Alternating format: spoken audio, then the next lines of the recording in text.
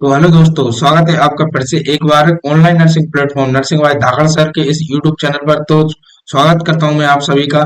उम्मीद करता हूं आप लोगों की पढ़ाई बहुत अच्छे से चल रही होगी, है ना। आपके लिए मैं एक नया वीडियो लेक्चर लेके आया हूं जो आपके लिए आपके एग्जाम के लिए बहुत ही इम्पोर्टेंट रहने वाला है। दोस्तों, अगर अभी तक आपने मेरे चैनल को लाइक एंड सब्सक्राइब नहीं किया है तो लाइक एंड सब्सक्राइब कर लीजिए और बेल आइकन को प्रेस कर लीजिए, जिससे आने वाले अपकमिंग वीडियो लेक्चर कि जो भी नोटिफिकेशन है आप तक पहुंच सके। क्योंकि मैं अभी आरआरबी सीरीज को लेके बहुत ही इंपोर्टेंट क्लास आप के इस यूट्यूब चैनल पर मैं ले रहा हूं, तो आपको सारी क्लासेस देखना है जो आपके एग्जाम के पर्पज से बहुत ही हेल्पफुल रहने वाली हैं। दोस्तों, तो हम आज के वीडियो लेक्चर की शुरुआत करते हैं इस प्यारे से थॉट के साथ में। तो आप मेरे इस चैनल को सब्सक्राइब कर लीजिए, जिससे आने वाले जो भी अपकमिंग वीडियो लेक्चर है वो आप तक पहुंच सकें। वीडियो को लाइक भी कर दीजिए, जिससे मैं आपके लिए और नई वीडियो लेक्चर लेके आऊं। तो देखिए, हौसले बुलंद कर रास्तों पर चल दे, हौसले बुलंद कर रास्तों पर चल दे, तुझे तेरा मुकाम मिल जाएगा। बढ़कर अकेला तू पहल कर, देख कर तुझको, बढ़कर अकेला तू पहल कर, देख कर तुझको काफिला खुद बन जाएगा। दोस्तों, तो इस प्यारे से मोटिवेशनल थॉट के साथ में हम आज के एक पहले क्वेश्चन की शुरुआत करते हैं, जो कि आपके स्क्रीन पर शो है। आज का पहला क्वेश्चन है आपकी स्क्रीन पर, एंटीबॉडीज क्या होती है। तो आपको इन चारों आंसरों में से एक सही आंसर चूज करना है। सही आंसर मैं आपको बता देता हूं। देखिए, पहले हम सारे आंसरों को पढ़ लेते हैं, फिर एक करेक्ट आंसर हम चूज करेंगे। पहला जो है, substance produce against antigen. Substance produce होता है अगेंस्ट एंटीजन के, उसे एंटीबॉडी कहते हैं। Disease producing agent, disease produce करने वाले एजेंट को हम एंटीबॉडी कहते हैं। The are the type of bacteria, यह एक बैक्टीरिया का प्रकार है। The substance produce by pathogen, या ऐसा सब्सटेंस जो पैथोजेंस के द्वारा सिक्रेट होता है। तो दोस्तों, इसका जो राइट आंसर है वो राइट आंसर रहने वाला है वो है ए। राइट आंसर क्या रहने वाला है? ए। राइट आंसर क्यों? क्योंकि ऐसे पदार्थ, ऐसे सब्सटेंस जो एंटीजन के अगेंस्ट बॉडी के इम्यून सिस्टम के द्वारा प्रोड्यूस होते हैं, उसे हम एंटीबॉडी बोलते हैं। जैसे कि आप यहाँ पे भी देखोगे, जो भी एंटीबॉडीज हैं कब बनती हैं? जब आपकी बॉडी में कोई इन्फेक्शन हो जाए, या आपकी बॉडी में कोई फॉरेन पार्टिकल एंटर कर जाए, तो आपकी बॉडी ऑटोमेटिकली सेंसिटिविटी दिखाएगी। तो और जो भी फॉरेन सब्सटेंस या फॉरेन पार्टिकल है या आपकी बॉडी में इन्फेक्शन हुआ है, उसके अगेंस्ट आपकी बॉडी क्या बना देगी? एंटीबॉडी, जो इस इन्फेक्शन से लड़ने के लिए तैयार रहेगी। तो हम इस टर्म को बोलेंगे एंटीबॉडीज। अगले क्वेश्चन की ओर चलते हैं हम। तो अगला क्वेश्चन आपकी स्क्रीन पर शो है। अगला क्वेश्चन भी बहुत प्यारा क्वेश्चन है, जो आपके एग्जाम के पॉइंट ऑफ व्यू से बहुत ही इंपोर्टेंट क्वेश्चन है। यहाँ पे पूछा है एंटीजन क्या होते हैं। अभी मैंने आपको बताया एंटीबॉडी, एंटीबॉडी के बारे में। एंटीजन, एंटीजन बॉडी में इंफेक्शन पैदा हुआ है किसके द्वारा? एंटीजेंस के द्वारा। तो एंटीजेंस कोई भी हो सकते हैं, फंगाई, वायरस, ठीक है, बैक्टीरिया, या अदर में बात करें तो हम टॉक्सिन्स, ठीक है। ऐसे कई ऐसे पदार्थ को हम एंटीजन बोलते हैं, जो आपके शरीर में क्या प्रोड्यूस करते हैं? इन्फेक्शन। जो इन्फेक्शन से लड़ने के लिए आपका इम्यून सिस्टम एक सब्सटेंस प्रोड्यूस करता है, उसे हम बोलते हैं एंटीबॉडी। तो आज इसका आंसर हम देखते हैं। आइए इन चारों ऑप्शनों में से आंसर को चूज कर लेते हैं। जो सही आंसर होगा हम उसको टिक मार्क करेंगे और अगले क्वेश्चन की ओर चलेंगे। तो यहाँ पे देखिए, सब्सटेंस दैट डिस्ट्रॉयड एंटीबॉडी, ऐसा पदार्थ जो एंटीबॉडी को खत्म करता है। Substance that stimulate production of antibody, substance that provide immunity, substance which are used in sterilization। तो अभी हमने पढ़ा कि एंटीजन जब आपकी बॉडी में एंटर करता है तो इन्फेक्शन बढ़ाता है, इन्फेक्शन बढ़ाता है, तब आपका इम्यून सिस्टम एंटीबॉडी को प्रोड्यूस करेगा जो एंटीजन को मारने के काम आएगा। तो हम यहाँ पे देखते हैं, तो एंटीजन जब तक आपकी बॉडी में एंटर नहीं करेगा एंटीबॉडी नहीं बनेगी। तो यहाँ पे देखिए, substance that stimulate production of antibody, तो एंटीबॉडी बनाने के लिए जो जिम्मेदार रहता है उस सब्सटेंस को हम क्या बोलते हैं, एंटीजेंस। ठीक है दोस्तों, तो अगला क्वेश्चन आपकी स्क्रीन पर शो है। तो यहाँ पे देखिए, हमसे अगला क्वेश्चन पूछा गया है, वो है phagocytosis is mainly done by. हमसे पूछा गया है फेगोसाइटोसिस किसके द्वारा होता है। तो हम चारों ऑप्शन में से एक आंसर चूज करेंगे जो सही रहने वाला है। चारों ऑप्शन पढ़ लेते हैं पहले। ये आरबीसी के द्वारा होता है, ये डब्ल्यूबीसी के द्वारा होती है ये प्रोसेस, या ये प्लेटलेट के द्वारा होती है ये प्रोसेस, या नेफ्रॉन्स के द्वारा होती है। तो यहाँ पे मैं आपको थोड़ा सा फेगोसाइटोसिस के बारे में बता देता हूँ। तो फेगोसाइटोसिस क्या होता है? Phagocytosis phagocytosis is a process of engulfing and digestion of foreign particles और माइक्रोऑर्गेनिजम्स। तो देखें हम यहाँ पे फेगोसाइटोसिस क्या होता है। फेगोसाइटोसिस एक प्रक्रिया होती है जिसमें एक सेल्स के द्वारा किसी भी माइक्रो ऑर्गेनिज्म या पार्टिकल्स को इनगल्फ कर लिया जाता है या उसे डाइजेस्ट कर दिया जाता है। इस प्रोसेस को हम फेगोसाइटोसिस बोलते हैं। जो मेनली जो प्रोसेस होती है वो सेल में होती है। तो हमसे यहाँ पे उस सेल का नाम पूछा है तो हम उस सेल का आंसर बता देते हैं। तो इस राइट का जो इस क्वेश्चन का जो राइट आंसर रहने वाला है वो क्या रहने वाला है, डब्ल्यूबीसी। जो डब्ल्यूबीसी सेल्स होती है उसके द्वारा आपकी फेगोसाइटोसिस प्रोसेस की जाती है। ठीक है दोस्तों, तो अगला क्वेश्चन आपकी स्क्रीन पर शो है। यहाँ पे हमसे पूछा है cell mainly involved in immunity are.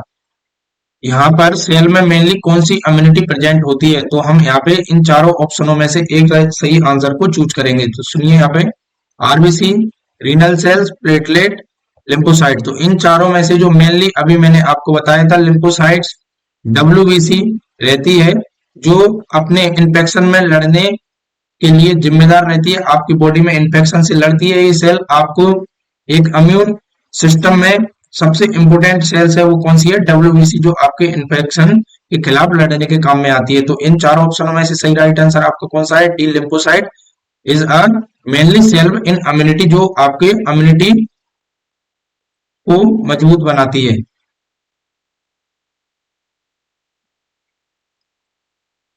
अगला क्वेश्चन आपकी स्क्रीन पर है, cell mediated immunity is provided by. तो इस क्वेश्चन को हम अच्छे से याद रख सकते हैं। तो एक ट्रिक मैं आपको यहाँ पे बता देता हूं, सी टी, सेल मीडिएटेड के लिए कैसे याद रखोगे आप, सी टी। तो पहला शब्द सी ले लीजिए, टी, टी लिम्फोसाइट। तो इसका जो राइट आंसर रहने वाला है वो क्या है, cell mediated immunity is provided. तो इसका जो राइट आंसर रहने वाला वह है वो क्या रहने वाला है, T lymphocyte. Cell mediated immunity is provided by T lymphocyte. Okay, इसे याद कैसे रखेंगे, C means cell, T means T lymphocyte. Okay, lymphocyte is a type of WBC. अगला क्वेश्चन आपकी स्क्रीन पर शो है, antibody mediated immunity is provided by. अभी यहाँ पे पूछा है एंटीबॉडी मेडिएटेड कौन सी इम्यूनिटी होती है जो उसके द्वारा प्रोवाइड की जाती है या तैयार की जाती है। अभी हमने पढ़ा था सेल मेडिएटेड, यहाँ पे पढ़ लेते हैं हम ए बी। तो इसको कैसे याद रखेंगे आप, ए बी से। जो एंटीबॉडी मेडिएटेड होती है वो होती है बी लिम्फोसाइट। ठीक है दोस्तों, तो आप ए से याद रखना एंटीबॉडी मेडिएटेड, बी से याद रखना आप बी लिम्फोसाइट। और सेल की पूछ ले तो C T, cell mediated T lymphocyte.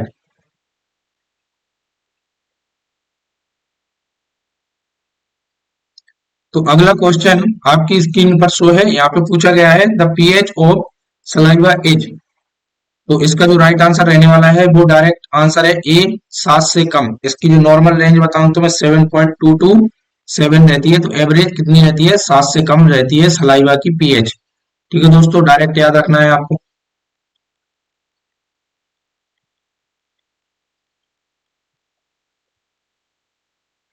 अगला क्वेश्चन आपकी स्क्रीन पर शो है, यहाँ पर पूछा गया है थाइमस ग्लैंड इज लाई इन। मैंने आपको बताया था पहले दोस्तों, पहले के वीडियो लेक्चर में, जो भी आपकी ग्लैंड है उनकी आप लोकेशन याद कर लेना। एग्जाम में एक बहुत इंपॉर्टेंट क्वेश्चन यहाँ से पूछा जाता है, कौन सी ग्लैंड की लोकेशन कहाँ पर होती है। हमसे यहाँ पर पूछा गया है थाइमस ग्लैंड की लोकेशन क्या पूछी गई है, देखो मैं बता देता हूँ आपको। इसका जो राइट आंसर है abdominal cavity, pelvic cavity, in the upper part of मीडियस्टिनम brain. तो जो इसकी जो लोकेशन रहती है थाइमस ग्लैंड की, वो कहाँ पर रहती है, in the upper part of मीडियस्टिनम के पास। ठीक है दोस्तों, तो थाइमस ग्लैंड की लोकेशन यहाँ पर होती है। अगला क्वेश्चन आपकी स्क्रीन पर शो है, यहाँ पे पूछा गया है पेयर्स पेचेज कहाँ पर पाए जाते हैं। तो इसका सीधा राइट आंसर है ये पाए जाते हैं स्मॉल इंटेस्टाइन में, देखने को मिलते हैं पेयर्स पेचेज। स्मॉल इंटेस्टाइन की बात करें आप यहाँ पे,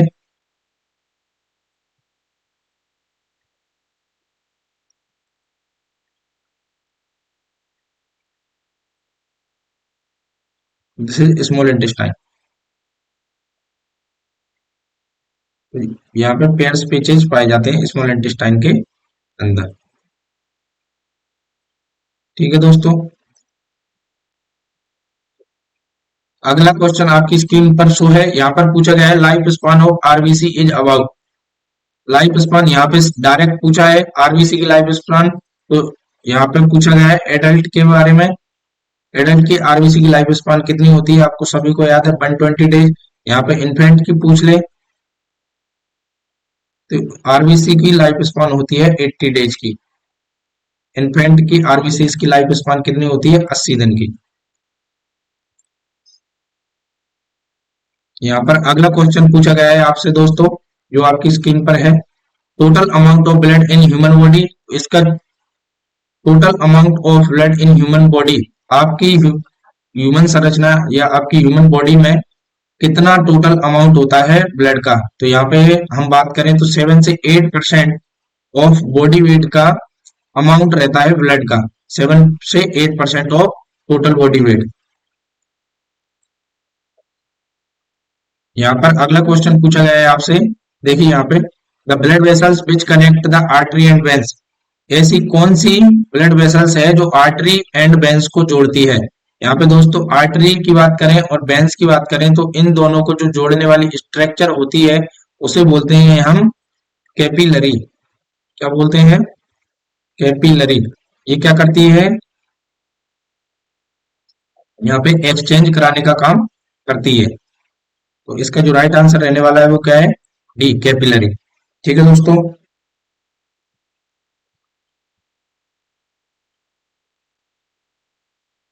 अगला क्वेश्चन आपकी स्क्रीन पर शो है, यहाँ पर पूछा गया है the only artery which supply deoxygenated blood. ऐसी आपकी बॉडी में कौन सी एक अकेली आर्टरी है जो डीऑक्सीनेटेड ब्लड की सप्लाई करती है। तो दोस्तों आप सभी को याद है पल्मोनरी आर्टरी है जो डीऑक्सीनेटेड ब्लड को सप्लाई करती है। यहाँ पे आप देखोगे हार्ट और ये आपके फेफड़े। ठीक है दोस्तों, तो यहाँ से जो पल्मोनरी आर्टरी रहती है वो डीऑक्सीनेटेड ब्लड को हार्ट से कहाँ लाती है, लंग्स में ऑक्सीजनेटेड कराने के लिए। ठीक है दोस्तों, तो जो इस आर्टरी का नाम पूछा गया है उसका नाम है पल्मोनरी आर्टरी।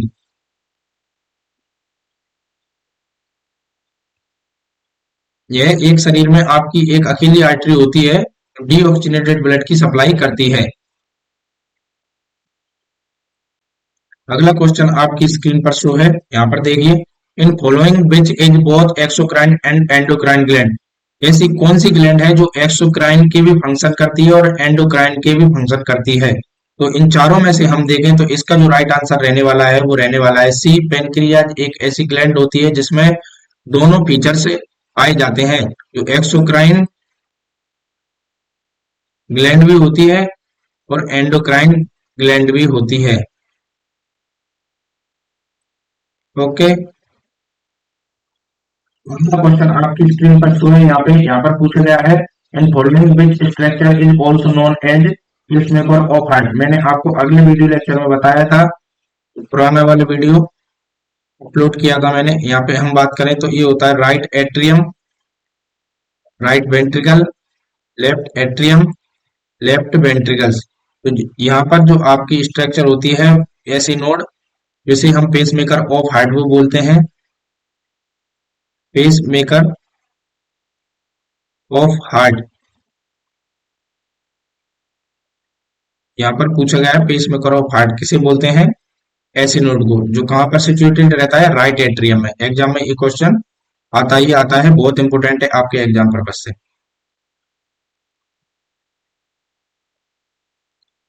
यहाँ पर अगला क्वेश्चन आपकी स्क्रीन पर शो है, पूछा गया है the function of fallopian tube. Fallopian fallopian tube के क्या फंक्शन होते हैं। तो फेलोपियन ट्यूब आपको पता है, यहाँ पे देखें, ये क्या होती है फेलोपियन ट्यूब।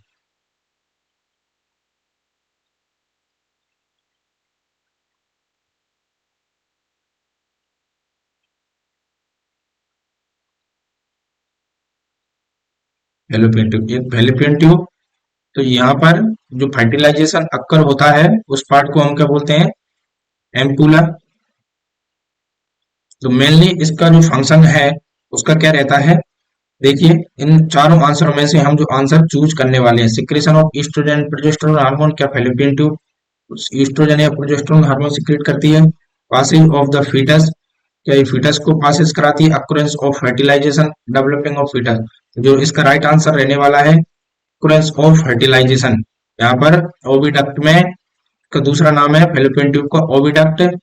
ठीक है दोस्तों, यहाँ एम्पुला पार्ट में फर्टिलाइजेशन होता है ना। इन चारों आंसरों में से यहाँ पर एक जो पूछा गया है डेवलपिंग ऑफ फीटस, अगर कभी फेलोपियन ट्यूब में फीटस का डेवलपमेंट होना स्टार्ट हो जाए, कि फीटस यूटरस में ट्रांसप्लांट ना हो, तो इस प्रोसेस को हम बोलते हैं, क्या बोलते हैं यहाँ पे, एक्टोपिक प्रेगनेंसी। क्या बोलते हैं, एक्टोपिक प्रेगनेंसी। बहुत इंपॉर्टेंट क्वेश्चन है जो आपके एग्जाम में पूछा जाता है। अगला क्वेश्चन आपकी स्क्रीन पर शो है, हमसे पूछा गया है ओवुलेशन इज डिफाइंड एज। तो यहाँ पे मैं आपको यहाँ पे बता दूं ओवुलेशन क्या होता है, rupture of Graafian follicles. Graafian follicles का रप्चर हो जाना, ये क्या कहलाता है, ओवुलेशन। ओवुलेशन होने पर ओवम रिलीज होता है। आपका जो साइकिल रहता है एक महीने का, तो इसमें आपकी प्रोलिफरेटिव फेज होती है, उस दौरान आपके 14वें दिन यह प्रोसेस होती है ओवुलेशन। एग्जाम में यह क्वेश्चन पूछ सकता है आपसे कि 14वें दिन होने वाली प्रोसेस को क्या बोलते हैं, ओवुलेशन। इंपोर्टेंट क्वेश्चन है आपके एग्जाम पर्पज से। मैंने यहाँ पे बताया था जो एलएस सर्ज है वो कब होता है, ओवुलेशन के 10 से 12 आवर पहले। वैसे ये इस टाइम पर पीक लेवल पर रहता है, पीक लेवल पर। एग्जाम में क्वेश्चन पूछ सकता है यहाँ पे, एलएस सर्ज कब स्टार्ट होता है, 10 से 12 आवर, वो भी पीक लेवल पर। वैसे स्टार्ट तो ये 36 आवर से लेके आपके जो 20 आवर प्रायर ओवुलेशन स्टार्ट हो जाता है एलएस सर्ज होना, पर जो पीक लेवल पर रहता है वो कब रहता है, 10 से 12 आवर पहले। ठीक है दोस्तों, तो यहाँ पर अगला क्वेश्चन आपकी स्क्रीन पर शो है, the smallest form of vein is known as. Vein की सबसे छोटी इकाई को क्या बोलते हैं। तो इसका जो राइट आंसर रहने वाला है डायरेक्ट वेन्यूल्स। वेन की सबसे छोटी इकाई को हम क्या बोलते हैं, वेन्यूल्स।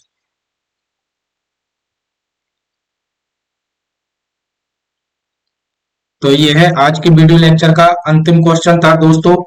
तो उम्मीद करता हूँ आप लोगों की पढ़ाई बहुत अच्छे से चल रही होगी, और आप मेनली अभी एग्जाम आने वाले हैं, तो आप मेनली अभी थ्योरी पर फोकस रखिए, साथ में आप एमसीक्यू सॉल्व कीजिए, और साथ में मेरे वीडियो लेक्चर लीजिए एवरीडे। जो आपके आरआरबी एग्जाम और यूपी सीएचओ के लिए बहुत ही इंपोर्टेंट क्वेश्चन रहने वाले हैं। तो जो ये आज की क्लास है वो anatomy and physiology MCQ class है। इसे आप लाइक कर दीजिए, शेयर कर दीजिए। और अभी तक आपने मेरे चैनल को सब्सक्राइब नहीं किया है तो सब्सक्राइब भी कर लीजिए, जिससे आपके जो इम्पोर्टेंट वीडियो लेक्चर हैं आने वाले हैं इस चैनल पे मैं अपलोड करूंगा तो वो आप तक पहुंच सकें। दोस्तों, तो उम्मीद करता हूँ आपको ये वीडियो लेक्चर बहुत अच्छा लगा होगा। आप मेहनत को कंटिन्यू रखिए, पढ़ाई को कंटिन्यू रखिए, आप डिसिप्लिन में रहिए, टाइम को सही तरीके से यूटिलाइज कीजिए। समय बहुत कम है, एग्जाम आपके नियर बाई डे दिन ब दिन पास आने वाला है। तो दोस्तों, पढ़ाई करते रहिए। All the best.